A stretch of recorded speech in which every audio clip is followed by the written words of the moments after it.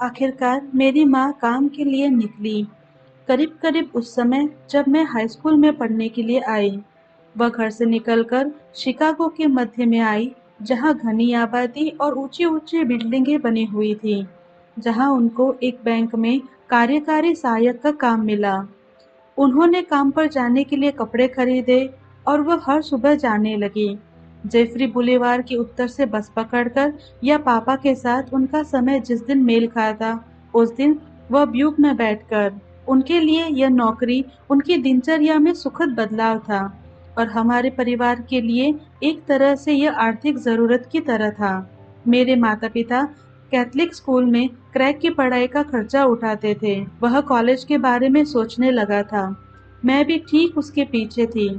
मेरा भाई जवान हो चुका था, देखने में गबरू जवान लगता और उसके पैरों में अलौकिक लचक थी और उसको शहर के सबसे अच्छे बास्केटबॉल खिलाड़ियों में गिना जाता था। घर में वो बहुत खाता, कई गैलन दूध पी जाता, सारा पिज्जा एक ही बार में खा जाता और अक्सर डिनर और सोने जाने के बीच में भी खाता रहता। वह हमेशा की तरह सहज रहने से लेकर पूरी तरह एकाग्र होने तक को एक तरह से संभाल लेता था। उसके बहुत दोस्त थे। उसका रिजल्ट भी अच्छा था, जबकि वह एक एथलीट रूप में अच्छा कर रहा था। वह गर्मियों में रैकलिक टीम के लिए मिडवेस्ट की यात्रा करता, जिसमें एक स्टार खिलाड़ी भी था, जिसका नाम इसेया थॉमस था। एनबीए के बाद में जिसका हॉल ऑफ फेम में करियर हुआ। जब हाई स्कूल में आया तो शिकागो के प्रमुख पब्लिक स्कूल के कोच क्रैग के संपर्क में आने लगे, क्योंकि वे अपनी टीम में जगह भरना चाहते थे। उसके यहाँ दर्शक आते, कॉलेज में पढ़ने वाले विद्यार्थी भी, लेकिन मेरे माता पिता इस बात पर अड़े हुए थे कि क्रैग को कुछ दिनों के लिए हाई स्कूल के मशहूर खिलाड़ी होने के लिए अपनी बौद्धिक विकास को नहीं रोकना चाहिए। माउंट कार्मेल स्कूल में सबसे अच्छी एथलेटिक लीड की बास्केटबॉल टीम थी और उसका पाठ्यक्रम भी बहुत कठिन था। यह उसके लिए सबसे अच्छा विकल्प लग रहा था। इसके लिए मेरे माता पिता को हजारों डॉलर देने पड़ते थे। क्रैग के अध्यापक भूरे चौके पहनने वाले फादर थे। उसके करीब 80% सहपाठी श्वेत थे। उसमें से कुछ आयरिश एथलीट भी थे, जो पास के श्वेत कामगार वर्ग से आते थे। जूनियर स्कूल में उसके दिन पूरे होते होते डिवीजन 1 के कॉलेज टीम की मांग होने लगी। शायद उनमें से कुछ उसको आने जाने की मुफ्त सुविधाओं देने की बात कर रहे थे। फिर भी मेरे माता पिता का यही मानना था कि उसको अपने सभी विकल्पों को खुले रखना चाहिए। उसका लक्ष्य होना चाहिए कि अच्छे स्कूल में प्रवेश करें। उनको बस खर्चे की चिंता थी। हाई स्कूल में मेरी पढ़ाई में बस के किराए के अलावा कुछ खर्चा नहीं लगा। मैं किस्मत वाली थी कि मैं शिकागो के पहले management high school Whitney am young school में टेस्ट पास कर गई। स्कूल शहर के अपेक्षाकृत खराब इलाके में था, लूप के पश्चिम की दिशा में, और कुछ सालों में ही वह शहर के बढ़िया पब्लिक स्कूल बन गया। विटनी यंग स्कूल का नाम एक प्रमुख नागरिक अधिकार कार्यकर्ता के नाम पर रखा गया था और यह 1975 में खुला था और यह बस यात्रा के लिए सकारात्मक विकल्प के रूप में भी था। शहर के उत्तर और दक्षिण क्षेत्रों को बांटने वाली रेखा पर स्थित इस स्कूल में ऊंची सोच वाले अध्यापक थे और इसमें नई तरह की तमाम सुविधाएं भी थी। स्कूल को समान अवसर के केंद्र के रूप में बनाया गया, यानी इसमें सभी नस्लों के अच्छे विद्यार्थियों को दाखिला दिया जाता था। शिकागो के स्कूल बोर्ड में दाखिले के लिए विद्यार्थियों का जो कोटा निर्धारित किया गया था, उसके मुताबिक 40% अश्वेत, 40% श्वेत और 20% हिस्पैनिक तथा अन्य विद्यार्थियों के लिए कोटा था। लेकिन दाखिला लेने वालों की वास्तविकता अलग थी। जब मैं पढ़ती थी तब स्कूल में करीब 80% विद्यार्थी श्वेत नहीं थे। 9वीं कक्षा में पहले दिन स्कूल जाना एक नए तरह की यात्रा थी। 2 सिटी बसों में 90 मिनट की यात्रा करनी पड़ी। उसके बाद शहर के दूसरे हिस्से में जाना पड़ा। उस दिन मैं बिस्तर से 5 बजे ही उठ गई थी। मैंने नए कपड़े पहने और एक जोड़ा सुंदर इयररिंग भी। मुझे समझ में नहीं आ रहा था जब बस का सफर करके मैं दूसरे छोर पर पहुंचूंगी तो इन सबको किस तरह लिया जाएगा। मैंने नाश्ता किया, मुझे कुछ नहीं पता था कि मैं लंच कहाँ लूंगी। मैंने माता-पिता को अलविदा कहा। मुझे यह भी समझ में नहीं आ रहा था कि शाम तक मैं कैसी रहूंगी। हाई स्कूल का मतलब होता था पूरी तरह से बदलाव, और मेरे लिए व्हिटनी यंग शुद्ध रूप से वह सीमांत था। स्कूल इतना प्रभावी और आधुनिक था जैसा मैंने कभी नहीं देखा था। स्कूल में 3 आयताकार इमारतें थी, जिनमें 2 शीशे के आकर्षक आकाश मार्ग से जुड़े हुए थे, जो जैक्सन बुलेवार्ड मार्ग को पार करते थे। क्लासरूम खुलेपन के सिद्धांत को ध्यान में रखकर बनाया गया था, और उसको बहुत सोच समझकर बनाया गया था। एक पूरी इमारत कला के लिए बनाई गई थी, जिसमें क्वायर के गाने और बैंड बजाने के लिए अलग कमरे थे, तथा अन्य कमरे थे जो चित्रकला और मिट्टी कला के लिए बनाए गए थे। स्कूल का निर्माण शिक्षा के मंदिर की तरह किया गया था। सामने के दरवाजे से आने वाले विद्यार्थी पहले दिन ही उद्देश्य से पूर्ण थे।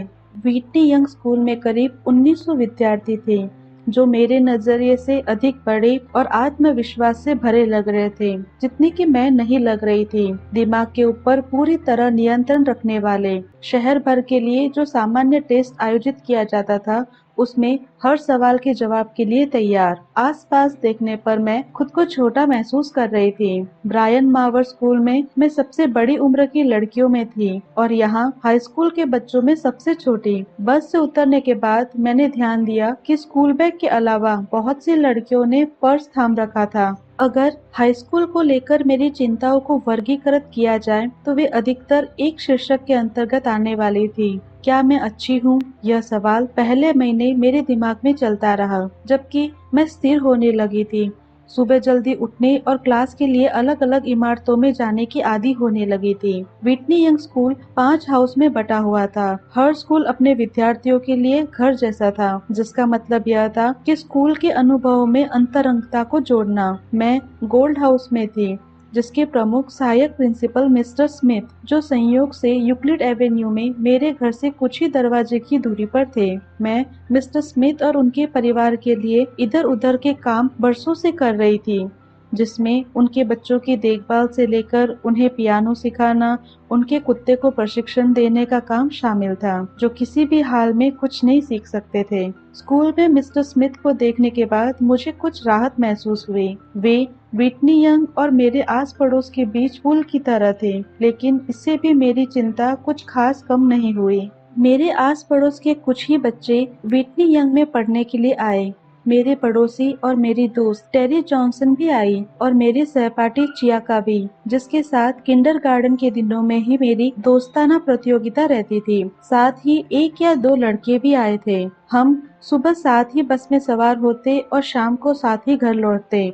लेकिन स्कूल में हम अपने अपने हाउस में बिखर जाते, अधिकतर अपने आप में रहते थे। मैं पहली बार अपने बड़े भाई क्रैग की अनकही सुरक्षा के बिना कुछ कर पा रही थी। वह मुस्कुराते हुए बड़े आराम से मेरी हर मुश्किल को आसान बना देता था।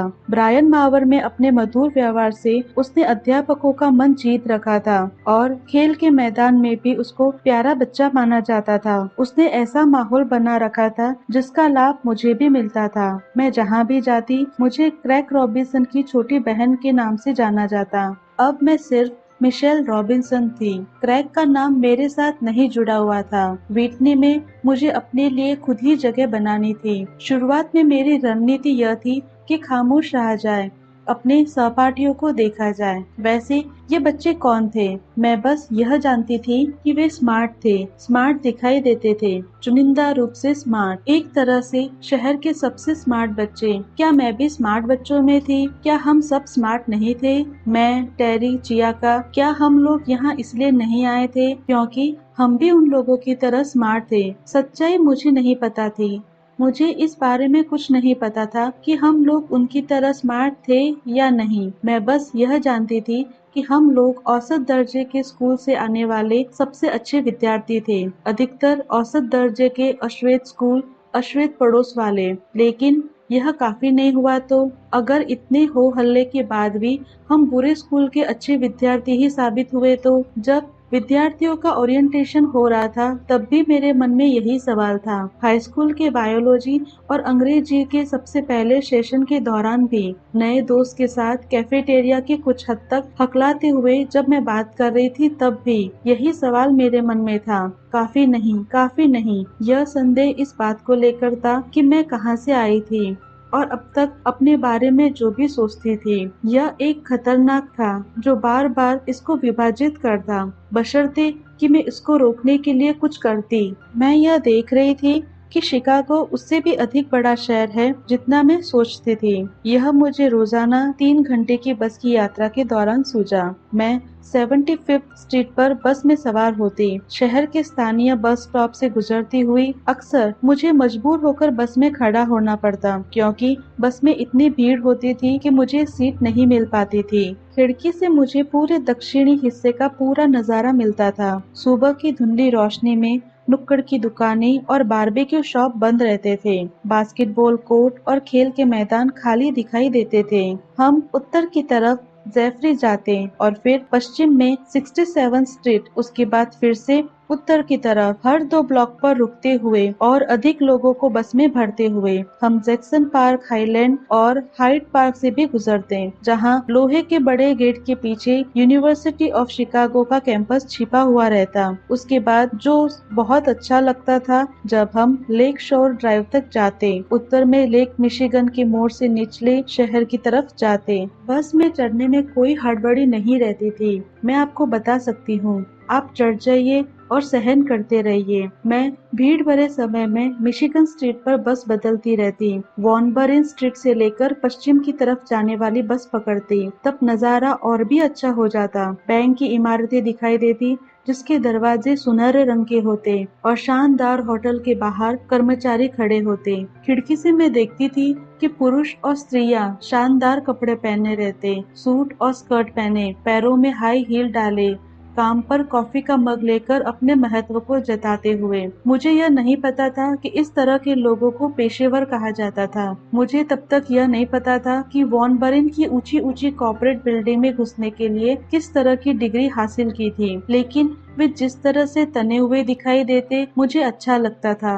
स्कूल में मैं चुपचाप आंकड़े इकट्ठा करने में लगी रहती। मैं यह देखने में लगी रहती कि टीन एज बौद्धिकता में मेरी क्या जगह थी। अब तक दूसरे जगह रहने वाले बच्चों के साथ मेरा अनुभव बस यही था कि मैं रिश्तों में अपने भाई बहनों से मिलने जाती और कई बार गर्मियों में रेम्बो बीच पर डे कैंप में भाग लेने जाती, जिसमें भाग लेने वाले सभी बच्चे दक्षिण की तरफ से आते थे और किसी की भी आर्थिक स्थिति अच्छी नहीं होती थी। विटनी यंग में मैं उत्तर की तरफ रहने वाले श्वेत बच्चों से मिली। शिकागो का वह इलाका जो चांद के अंधेरे पक्ष की तरह लगता था, ऐसा इलाका जिसके बारे में मैंने न तो सोचा था और न ही वहाँ जाने के लिए मेरे पास कोई कारण रहता था। सबसे दिलचस्प था कि मुझे पहली बार यह पता चला कि अफ्रीकी अमेरिकी संप्रांत भी होते हैं। मेरे नए हाई स्कूल के अधिकतर दोस्त अश्वेत थे, लेकिन यह समझ में आ गया था कि उनके अनुभव हमारे अनुभव की तरह हो यह जरूरी नहीं था। उनमें से कई ऐसे थे जिनके पापा इंजीनियर या डॉक्टर और ऐसा लगता था कि वे एक दूसरे को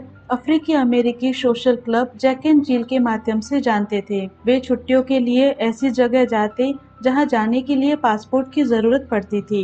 वे जो बातें करते वे मुझे अनजानी लगती, जैसे समर इंटर्नशिप या ऐतिहासिक रूप से अश्वेत कॉलेज। मेरा एक अश्वेत दोस्त था जो किताबी कीड़ा था, जो सबके प्रति दयालु रहता। उसके माता पिता ने एक बड़ी ब्यूटी सप्लाई कंपनी की स्थापना की। वह शहर के केंद्र में एक महंगी इमारत में रहता था। यह मेरी नई दुनिया थी। ऐसा नहीं था कि स्कूल में पढ़ने वाले सभी लोग अमीर थे या संभ्रांत। बात यह नहीं थी। ऐसे बहुत से बच्चे थे जो मेरे जैसे माहौल से ही आए थे, जिन्होंने मुझसे कई अधिक संघर्ष किया था। लेकिन विटनी यंग में पहले महीने के दौरान मुझे यह दिखाई दिया जो पहले मेरे लिए अदृश्य था, सुविधा और संपर्क का उपकरण जो लगता था आधी छिपी हुई सीढ़ियों का तंत्र था और ऐसी रस्सियों का जो सर के ऊपर लटकी हुई थी, जो हम में से सभी को नहीं बल्कि कुछ लोगों को आकाश से जोड़ने के लिए तैयार थी। स्कूल में पहले दौर में मेरे ग्रेड अच्छे आए, उसी तरह दूसरे दौर में भी। ऊंची कक्षाओं में पहुंचते पहुंचते मेरे अंदर उसी तरह का आत्मविश्वास आने लगा था जिस तरह का आत्मविश्वास मेरे अंदर ब्रायन मावर स्कूल के दिनों में था। हर छोटी छोटी उपलब्धियों के साथ हाई स्कूल से जुड़ी सभी गड़बड़ियों को दूर करने के साथ मेरी शंकाएं भी दूर होती गई। मैं अपने अधिकतर अध्यापकों को पसंद करती थी। मुझे क्लास में हाथ उठाने से डर नहीं लगता था। व्हिटनी यंग में स्मार्ट होना सुरक्षित था। ऐसा माना जाता था कि सभी कॉलेज के लिए तैयारी कर रहे थे, जिसका मतलब यह था कि आप अपनी बुद्धिमानी को इसलिए नहीं छुपा सकते कि तुम किसी श्वेत लड़की की तरह बात कर रहे हो।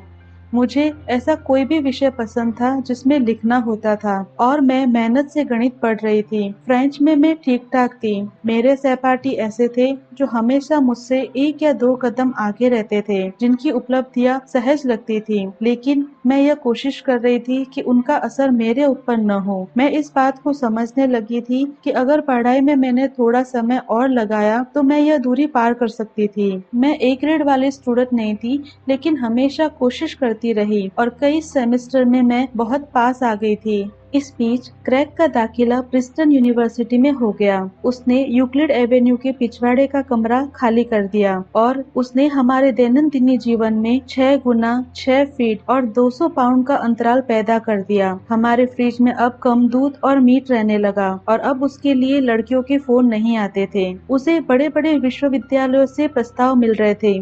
वे उसको स्कॉलरशिप दे रहे थे और बास्केटबॉल खिलाड़ी के रूप में प्रतिष्ठित दर्जा भी। लेकिन मेरे माता पिता के उत्साहित करने पर उसने प्रिंसटन में दाखिला लिया, जहां अधिक खर्च होने वाला था, जैसा कि उनका मानना था कि मौके भी अधिक थे। मेरे पापा उस दिन बहुत गर्व से भर गए जिस दिन प्रिंसटन की बास्केटबॉल टीम में क्रैग किसी सीनियर विद्यार्थी की तरह खेल का स्टार्टर बन गया। वे चलते हुए लड़खड़ाते बैसाखी का इस्तेमाल करते थे, लेकिन अब अभी भी उनको लंबी दूरी तक कार चलाकर जाना अच्छा लगता था। अपनी पुरानी ब्यूक कार की जगह उन्होंने नई ब्यूक ले ली, जो गहरे लाल रंग की थी। जब भी उनको पानी स्वच्छ करने के प्लांट से छुट्टी मिलती तो वे इंडियाना, पेंसिल्वानिया, ओहायो व न्यू जर्सी को पार करते हुए 12 घंटे गाड़ी चलाकर क्रैग के खेल को देखने के लिए जाते थे। व्हिटनी यंग आने जाने में अधिक समय लगने के कारण यह हुआ कि मैं अपने माता पिता से मेरी मुलाकात कम होती थी और अब जब मैं पीछे मुड़कर देखती हूँ तो यह समय मेरे माता पिता के लिए अकेलेपन का था, या कम से कम उनको कुछ हेर फेर करने की जरूरत थी। मैं जितना घर में रहती थी उससे कहीं अधिक बाहर ही रहती। बस में 90 मिनट खड़े रहने से थक जाने के कारण टेरी और मैंने एक चालाकी का तरीका निकाला। हम घर से 15 मिनट पहले निकलते और स्कूल से दूसरी दिशा में जाने वाली बस पकड़ लेते। हम दक्षिण की तरफ कुछ स्टॉप जाते, फिर बस से उतरकर सड़क पार करते और जहां से उसी बस में सवार हो जाते जहां 75th स्ट्रीट से कम भीड़ होती, जहां हम आम तौर पर बस में सवार होते थे। अपनी इस चालाकी के कारण हम लोगों को बस में सीट मिल जाती और हम रास्ते भर पढ़ाई की बातें करते थे। शाम में मैं 6 या 7 बजे तक घर आ जाती। जल्दी से डिनर करते हुए माता पिता से दिन भर की बातें करने का मौका मिल जाता था, लेकिन बर्तन साफ हो जाने के बाद मैं होमवर्क करने लग जाती। एकांत और शांति के लिए अक्सर अपनी किताब को लेकर मैं नीचे सीढ़ियों के पास चले जाती, जहां इंसाइक्लोपीडिया रखा हुआ था, जो रॉबी और टेरी के अपार्टमेंट के बगल का क्षेत्र था। मेरे माता पिता ने इस बारे में कोई बात नहीं की कि उनको स्कूल की फीस देने के कारण दबाव में रहना पड़ता था, लेकिन मैं यह जानती थी कि ऐसा था। जब मेरे फ्रेंच अध्यापक ने यह घोषणा की कि वह फ्रेंच की वैकल्पिक कक्षा के लिए किसी छुट्टी में पेरिस ले जाना चाहते हैं और जो इसके लिए पैसा दे सकते थे वे चल सकते थे, घर में इस बारे में बात करने की मेरी हिम्मत नहीं हुई। मेरे और जैक एंड जिल समूह के बच्चों में यही अंतर था, जिसमें से कई मेरे करीबी दोस्त थे। मेरा घर प्यार से भरा और व्यवस्थित था। शहर के दूसरी तरफ जाने के लिए बस का भाड़ा मिलता था और रात में घर आने पर गर्मा गर्म खाना। इसके आगे मैं अपने माता पिता से किसी और तरह की मांग नहीं कर सकती थी। एक शाम मुझे मेरे माता पिता ने बिठाया। वह कुछ उलझन में लग रहे थे। माँ ने टेरी की माँ से पेरिस की यात्रा के बारे में पता चलाया था। तुमने हम लोगों को बताया क्यों नहीं? उन्होंने पूछा। क्योंकि इसके लिए बहुत पैसे चाहिए। यह तुमको नहीं सोचना मिशे, मेरे पापा ने प्यार से कहा। वे कुछ चिढ़े हुए थे। और हम इस बारे में तय कैसे करेंगे जब हम लोगों को इस बारे में पता ही नहीं चलेगा? मैंने उन दोनों की तरफ देखा। मुझे समझ में नहीं आ रहा था कि क्या कहा जाए। मेरी माँ ने मेरी तरफ देखा। उनकी आंखें भीगी हुई थी। मेरे पापा अपनी वर्दी उतारकर सफेद कमीज पहन रहे थे। उनकी उम्र तब 40 से कुछ अधिक हो गई थी। उनको शादी किए 20 साल हो चुके थे। दोनों में से कोई भी छुट्टी मनाने के लिए यूरोप नहीं गया था। उन लोगों ने कभी बीच पर जाकर छुट्टियां नहीं मनाई थी या कभी बाहर जाकर डिनर भी नहीं किया। उनके पास अपना घर भी नहीं था। उनके निवेश हम लोग ही थे, मैं और क्रैक। सारा खर्चा हमारे ऊपर ही हो जाता था। कुछ महीने बाद मैं अपने अध्यापक और विटनी यंग के करीब दर्जन भर अन्य बच्चों के साथ पेरिस के लिए रवाना हो गई। हम एक हॉस्टल में रुके और हमने लूप और एनफील्ड टावर देखा। हम सड़क के किनारों के स्टॉल से तोहफे खरीदने और सीन नदी के किनारे टहलते रहे। हम लोग उसी तरह फ्रेंच बोल रहे थे जिस तरह से शिकागो के हाई स्कूल के बच्चे बोलते थे, लेकिन हम कम से कम फ्रेंच बोलते तो थे। उस दिन जब जहाज उड़ा तो मैंने खिड़की के बाहर एयरपोर्ट की तरफ देखा। मैं जानती थी मेरी माँ कहीं काले शीशे के पीछे गर्म कोट पहने खड़े होकर हाथ हिला रही होगी। मुझे याद है कि जेट इंजन से बहुत जोर की आवाज आई थी। उसके बाद जहाज रनवे पर दौड़ने लगा और ऊपर की ओर उड़ने लगा, और जहाज के आखिरकार ऊपर उड़ने से पहले एक पल के लिए मेरी छाती बैठने लगी। ऐसा लग रहा था जैसे कोई मुझे पीछे की तरफ खींच रहा हो। जैसा कि सभी जगह के हाई स्कूल के पढ़ने वाले विद्यार्थियों में होता है, मुझे और मेरे दोस्तों को भी इधर उधर टहलना बहुत अच्छा लगता था। हम हल्ला गुल्ला करते हुए आवारागर्दी करते और हम सार्वजनिक रूप से भी घूमते। जिन दिनों स्कूल में जल्दी छुट्टी होती या होमवर्क कम होता, हम विटनी यंग से निकलकर शहर के मध्य की तरफ जाते। वाटर टावर पैलेस की 8वीं मंजिला मॉल में जाते, जहां जाकर हम स्वचालित सीढ़ियों से ऊपर नीचे करते, गैरेट से पॉपकॉर्न खरीदते और मैकडोनल्ड में चाहे हम कितना भी कम खाने के लिए ऑर्डर करते हो, वहाँ खूब देर तक बैठे रहते। हम मार्शल फील्ड में डिजाइनर जीन्स और पर्स देखते, अक्सर चोरी छुपे सुरक्षा गार्ड से बचकर देखते, जो हम जैसों को पसंद नहीं करता था। कई बार हम फिल्म देखने जाते थे। हम खुश थे, अपनी आजादी से खुश थे, एक दूसरे के साथ खुश थे। उन दिनों जब हम स्कूल के बारे में नहीं सोच रहे होते तो शहर जिस तरह चमकता था, हम उससे खुश रहते। हम शहर के बच्चे थे और किस तरह शिखर पर पहुंचा जाए वह सीख रहे थे। मैं अपनी एक सहपाठी सेंटिटा जैक्सन के साथ बहुत समय बिताती थी, जो सुबह के समय उसी बस में मेरे चढ़ने के कुछ स्टॉप बाद सवार होती थी, और हाई स्कूल में वह मेरी सबसे अच्छी दोस्तों में से थी। सेंटिटा की आंखें बहुत सुंदर और गहरी थी, गाल भरे हुए थे और उसे देखने से ऐसा लगता कि 16 वर्ष की उम्र में वो सियानी औरत जैसी लगती थी। वह उन बच्चों में से थी जो एपी क्लास में हर समय उपलब्ध रहती और ऐसा लगता था कि वह सबको पीछे छोड़ देगी। हम सब जीन्स पहनते जबकि वह स्कर्ट पहनती थी, और वह इतना अच्छा गाती थी कि कई सालों बाद रॉबर्टा फ्लैक के लिए बैकअप सिंगर के रूप में वह यात्रा करने लगी। वह बहुत गंभीर थी। मुझे सेंटिटा की यह बात अच्छी लगती कि वह मेरी ही तरह जब अधिक लोगों के समूह में होती तो वह कुछ नहीं कर पाती, गड़बड़ कर देती थी, लेकिन अपने आप में रहने पर हम दोनों गंभीर होते। हम दोनों दार्शनिक लड़कियों के साथ मिलकर जीवन के छोटे बड़े मसलों को सुलझाने की कोशिश करते। जैक्सन पार्क हाईलैंड में टूडर हाउस में उसके परिवार का घर था, जो दक्षिण के सबसे संभ्रांत इलाकों में से एक था, जहां दूसरे माले के उसके कमरे के फर्श पर हम घंटों लेटकर उन बातों के लिए चर्चा करते जो हमें परेशान करती, और यह कि हमारी जिंदगी किस दिशा में जा रही थी और हम दुनियादारी के बारे में क्या समझते हैं और क्या नहीं समझते हैं। दोस्त के रूप में वह अच्छी सुनने वाली थी और गहरी समझदारी रखती थी, और मैं उसके जैसे होने की कोशिश करती रहती थी। सेंटिटा के पिता मशहूर व्यक्ति थे, यह उसके जीवन का मूल सत्य था। वह आदरणीय जेस जैक्सन की बड़ी बेटी थी, जो बड़े प्रखर प्रचारक थे और बड़ी तेजी से सशक्त होते राजनेता। जैक्सन ने मार्टिन लूथर किंग जूनियर के साथ नजदीकी से काम किया था और 1970 के दशक के आरंभ में ऑपरेशन पुश नामक राजनीतिक संगठन की स्थापना करके राष्ट्रीय स्तर पर चर्चा में आए थे। उनकी पार्टी ऐसे अफ्रीकी अमेरिकियों के हित की बात करती जिनको किसी लायक नहीं समझा जाता था। जब तक हम हाई स्कूल में आए तब तक वे बहुत मशहूर हो चुके थे।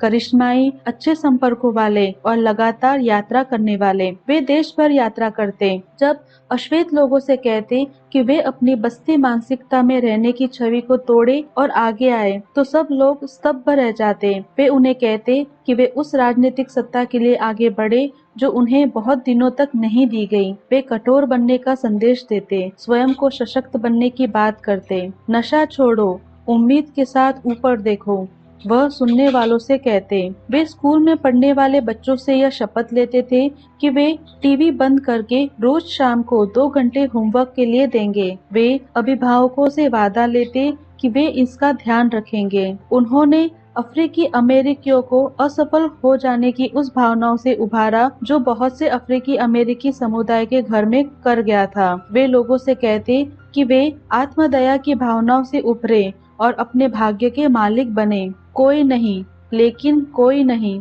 वह चिल्लाकर कहते। क्या रात में 2 घंटे के लिए टीवी बंद करना खराब बात है? सेंटिटा के घर में घूमने में मजा आता। उसका घर बहुत बड़ा था और उसमें थोड़ी अस्त व्यस्तता भी थी। उसके परिवार में 5 बच्चे रहते और वहाँ विक्टोरियाई फर्नीचर तथा एंटीक ग्लासवेयर भी पड़े रहते थे। सेंटिका की माँ जैकलीन को अलग अलग तरह की वस्तुओं को जमा करने का शौक था। मैं उन्हें मिसेस जैक्सन बुलाती। वह उदार थी और खुलकर हंसती थी। वह रंगीन और लहरदार कपड़े पहनती थी। ज्यादातर ऐसे लोग उनके घर आते थे जिनको वह आंदोलन से जुड़ा बताती थी। इन लोगों में व्यवसायी, नेता, राजनीतिज्ञ और कवि होते थे।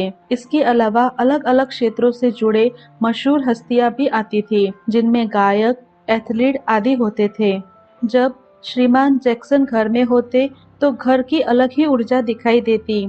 दिनचर्या का कोई खास ख्याल नहीं रखा जाता। डिनर के वक्त शुरू हुई बातचीत देर रात तक चलती रहती थी। सलाहकार आते जाते रहते। योजनाएं हमेशा बनाई जा रही थी।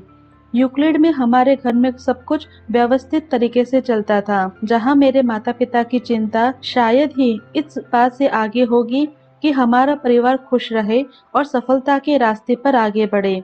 लेकिन जैक्सन परिवार की चिंता बड़ी थी, जटिल थी और ऐसा लगता था कि वह अधिक प्रभावी थी। उनकी संलग्नता बाहर भी होती, उनका समुदाय बड़ा होता, उनका मिशन मायने रखता था। सेंटिटा और उसके भाई बहनों को राजनीतिक रूप से सक्रिय रूप में पाला जा रहा था। उनको पता होता था कि क्या और किसका बहिष्कार किया जाना चाहिए। वे अपने पिता के उद्देश्यों को लेकर मार्च करते थे। वे उनके साथ उनके कामकाज के क्षेत्रों में जाते। इजराइल और क्यूबा, न्यूयॉर्क और अटलांटा जैसे जगहों में वे जा चुके थे। वे बड़ी भीड़ के सामने मंच पर खड़े होते और वे उस तरह की चिंता और विवादों को सहन करना सीख चुके थे जो ऐसे पिता के कारण, विशेषकर ऐसे अश्वेत पिता के कारण होते रहते थे, जो सार्वजनिक जीवन में होने के कारण होते। उस समय मुझे ठीक से याद है तो उनके जीवन पर खतरा था। सेंटिटा अपने पिता को मानती थी और उनके कामों के ऊपर गर्व भी करती थी, लेकिन साथ ही वह अपने जीवन भी जीना चाहती थी। वह और मैं अमेरिका के अश्वेत नौजवानों के चरित्र को मजबूत बनाना चाहते थे, लेकिन साथ ही हम लोग वाटर टावर प्लेस में जाने के लिए बेचैन रहते कि कहीं वहाँ के स्विस के जूतों की सेल न खत्म हो जाए। हम लोग अक्सर इसकी तलाश में रहते कि कोई हमें बैठने के लिए जगह मिल जाए या कार मिल जाए, क्योंकि मैं एक कार वाले परिवार से रहती जिसमें माता पिता दोनों ही काम करते थे, जबकि मिसेस जैक्सन के पास लकड़ी के पैनल वाली स्टेशन वैगन थी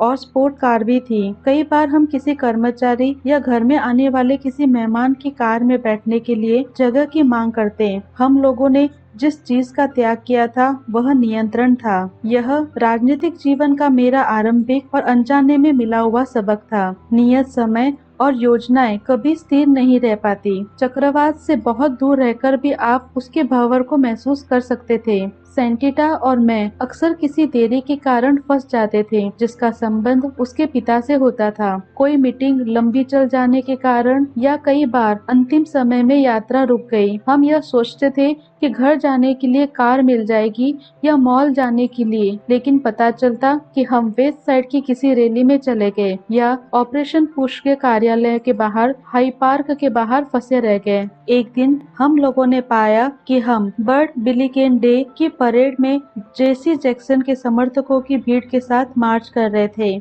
यह परेड एक बहुत पुराने जमाने के अखबार के काल्पनिक किरदार के नाम पर आयोजित किया गया था। साउथ साइड की वह बहुत पुरानी परंपरा थी जिसका आयोजन हर साल अगस्त के महीने में किया जाता था। Martin Luther king junior driver के साथ लगभग 2 मील तक गाजे बाजे के साथ यह जुलूस निकाला जाता था। वह इलाका अफ्रीकी अमेरिकी आबादी का केंद्र था जिसको ब्लैक बेल्ट कहकर पुकारा जाता था, लेकिन बाद में इसको रोजविले भी कहा जाने लगा। बर्ड बिलिकेन डे परेड का आयोजन 1929 से ही किया जा रहा था और यह अफ्रीकी अमेरिकी गौरव का आयोजन होता था। अगर आप समुदाय के नेता या राजनेता होते थे तो इस दिन आपके लिए एक तरह से यह जरूरी माना जाने लगा था कि आप आए और इस मार्च का हिस्सा बने। उस समय मुझे इस बारे में पता नहीं चला था, लेकिन सेंटिटा के पापा के इर्द गिर्द भंवर तेजी से घूमने लगा। औपचारिक रूप से अमेरिका के राष्ट्रपति चुनाव का जेसी जैक्सन ने कुछ साल बाद लड़ा, जिसका मतलब यह था कि जिन दिनों हम हाई स्कूल में पढ़ते थे उन्हीं दिनों इस बारे में सोचना शुरू किया होगा। पैसे जुटाए जाने लगे, संपर्क बनाए जाना जरूरी था। राष्ट्रपति का चुनाव लड़ना, अब मैं समझती हूँ कि उससे जुड़े हर आदमी के लिए पूर्व समर्पण भाव से जुड़ना जरूरी है और अच्छी तरह से चुनाव अभियान चलाने के लिए स्टेज तैयार करना होता है, आधार बनाने के लिए काम करना पड़ता है, जिसके लिए कई साल काम करने की जरूरत होती है। 1984 के चुनाव पर अपना ध्यान केंद्रित करते हुए ईएसआई जैक्सन दूसरे अफ्रीकी अमेरिकी थे जिन्होंने राष्ट्रपति पद के लिए कभी गंभीरता से अभियान चलाया। इससे पहले कांग्रेस के महिला शिर्ली चिलॉस्म ने 1972 में राष्ट्रपति पद के लिए चुनाव लड़ा था, लेकिन वह असफल रही थी। मुझे लगता है इस तरह का कुछ उस दिन परेड में चलते हुए भी रहा होगा। मुझे तो बस यही पता था कि निजी तौर पर वहाँ होना मुझे अच्छा नहीं लगता। तेज चमकते सूरज के नीचे बैलून तथा ब्लू हॉर्न्स के बीच लोगों के शोर शराबे के बीच होना जलसा जबरदस्त था और कुछ हद तक सम्मोहक भी, लेकिन कुछ था बल्कि राजनीति के बारे में ही सोचकर मुझे अरुचि होती थी। एक कारण यह था कि मैं उस तरह की थी जो पहले से योजना बनाकर सफाई से चीजों को करने में यकीन रखती। कह सकती थी कि राजनीति में कुछ भी साफ सुथरा नहीं लगता था। वह परेड मेरी योजना का हिस्सा नहीं था। मुझे याद है सेंटिटा और मेरे उसमें शामिल होने का कोई इरादा नहीं था। हम लोगों को आखिरी पल में उसमें भाग लेना पड़ा क्योंकि शायद माँ या उसके पापा के कारण या आंदोलन से जुड़े किसी अन्य व्यक्ति के कारण जिसने हमें उससे पहले ही पकड़ लिया था। और जब हम उस दिन किसी और योजना के मुताबिक निकलने वाले थे, लेकिन मुझे सेंटिटा बहुत अच्छी लगती थी और हमेशा से एक विनम्र बच्ची थी जिसने अधिकतर वही किया जो उसके माता पिता ने करने के लिए कहा। इसीलिए मैं भी शामिल हो गई। मैं उस शोर शराबे भरे और गर्म माहौल में बर्ड बिलिकेन डे परेड का हिस्सा बन गई। उस दिन जब मैं शाम को घर लौटी तो माँ हंस रही थी। मैंने तुमको अभी टीवी पर देखा, उसने कहा। वह न्यूज़ देख रही थी और उन्होंने मुझे सेंटिटा के साथ परेड में चलते हुए देखा था। वह किस बात से हंस रही थी? शायद उन्होंने मेरी ऊँख को पकड़ लिया था। बात यह थी कि उन्होंने मुझे ऐसा कुछ करते हुए पकड़ लिया था जो मैं आमतौर पर नहीं करती थी। जब इसकी बारी आई कि किस कॉलेज में पढ़ा जाए तो सेंटिटा और मैं दोनों ही पूर्वी तट के स्कूलों में पढ़ना चाहते थे। वह हार्वर्ड में पता करने गई, लेकिन उसका दिल तब टूट गया जब नामांकन अधिकारी ने उसके पिता की राजनीति में होने के कारण उसे परेशान किया, जबकि वह चाहती थी कि उसको उसकी शर्तों पर लिया जाए। एक सप्ताह के अंत में मैं क्रैग के पास प्रिंसटन गई, जहां ऐसा लगता था कि वह बास्केटबॉल खेल में काफी अच्छा कर रहा था, क्लास ले रहा था, अल्पसंख्यक विद्यार्थियों के लिए बनाए गए कैंपस में घूम रहा था। कैंपस बड़ा और सुंदर था।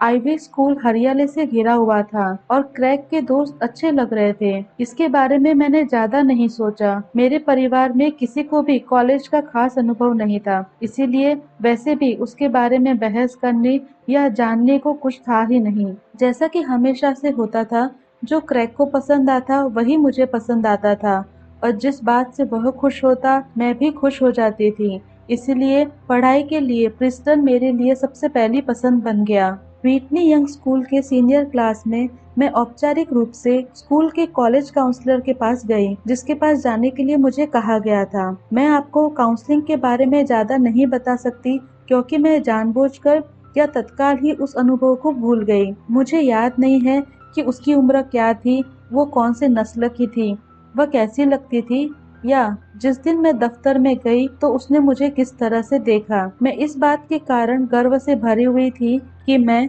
व्हिटनी यंग स्कूल से सबसे अच्छे 10% विद्यार्थियों में से एक होकर वहां से पास होने वाली थी, कि मुझे सीनियर क्लास का कोषाध्यक्ष निर्वाचित किया गया था, नेशनल ऑनर सेक्रेटरी बनाया गया था और मैं हर तरह की शंकाओं का समाधान भी कर लेती थी। मुझे यह याद नहीं है कि उसने मुझे यह कहने के बाद या पहले मैंने जो लिखा था उसको पढ़ा था या नहीं।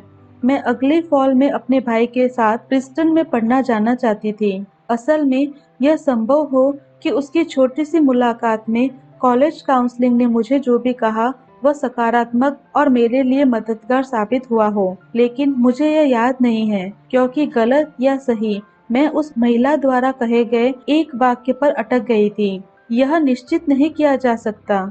उसने मुझे बेपरवाही से मुस्कुराकर देखा और सरपरस्ती के अंदाज में कहा कि तुम प्रिंसटन में पढ़ने लायक हो। उसने मेरे बारे में बहुत जल्दी से खारिज करने वाला निर्णय ले लिया। हो सकता है कि उसने जल्दी जल्दी मेरे ग्रेड्स टेस्ट में आए नंबरों को देखते हुए ऐसा कहा हो। मुझे लगता है कि दिन भर वह औरत चीज का अभ्यास करती थी और जिसका वह बड़ी कुशलता से अभ्यास करती थी। सीनियर बच्चों को यह बताती रहती कि वे कहाँ के लायक थे और वे कहाँ के लायक नहीं थे। उसी तरह की एक बात उसने मुझे कह दी थी। मुझे पक्का लगता था कि वह वास्तविक होने की कोशिश कर रही थी। मुझे शक है उसने हमारे बीच हुई बातचीत के बारे में कुछ सोचा भी था, लेकिन मैंने जैसा कि कहा, असफलता वास्तव में होने से पहले भावनाओं के रूप में होती है और इसीलिए मुझे ऐसा लग रहा था कि वह यही काम कर रही थी। वह असफलता का सुझाव उसके बहुत पहले ही दे रही थी, जब मैंने सफल होने के लिए कोशिश भी नहीं की थी।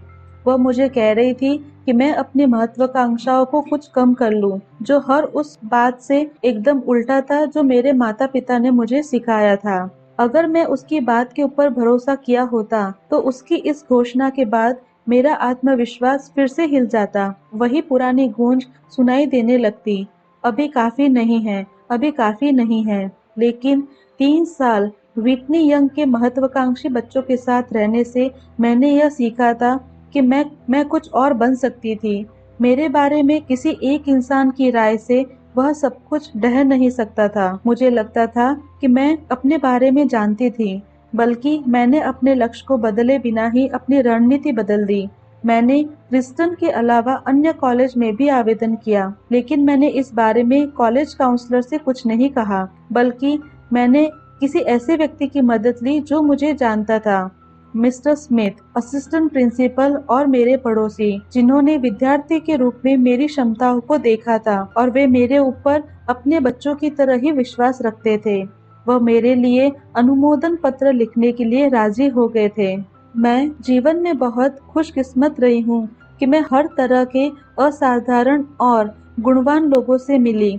विश्व नेता, निवेशक, संगीतकार, अंतरिक्ष यात्री, एथलीट, प्रोफेसर, व्यवसायी, कलाकार और लेखक, बड़े बड़े डॉक्टर और शोधकर्ता। उनमें से कुछ महिलाएं थी, कुछ अश्वेत थे, कुछ ऐसे लोग थे जो गरीबी में पैदा हुए थे या ऐसे माहौल में पले थे कि हम लोगों को ऐसा लगता था कि हम लोग बेकार ही विपरीत परिस्थितियों में रहने की बात करते थे, तो भी वे वैसे ही काम करते थे कि मानो दुनिया के सारे लाभ हासिल हो। मैंने जो सीखा वह यह है, उन सभी लोगों के ऊपर शंका व्यक्त करने वाले लोग थे। कुछ लोगों के पास तो इतने अधिक आलोचक का जमावड़ा था कि वे छोटी सी गलती पर उनके ऊपर चिल्लाने पड़ते। मैंने कहा था न, शोर कम नहीं होता, लेकिन जिस सबसे सफल व्यक्ति को मैं जानती थी, उसने यह जान लिया था कि इन सब के साथ किस तरह से रहा जाए। जो लोग उनके ऊपर भरोसा करते थे उनका सहारा लिया जाए, लेकिन अपने लक्ष्य के साथ आगे बढ़ा जाए।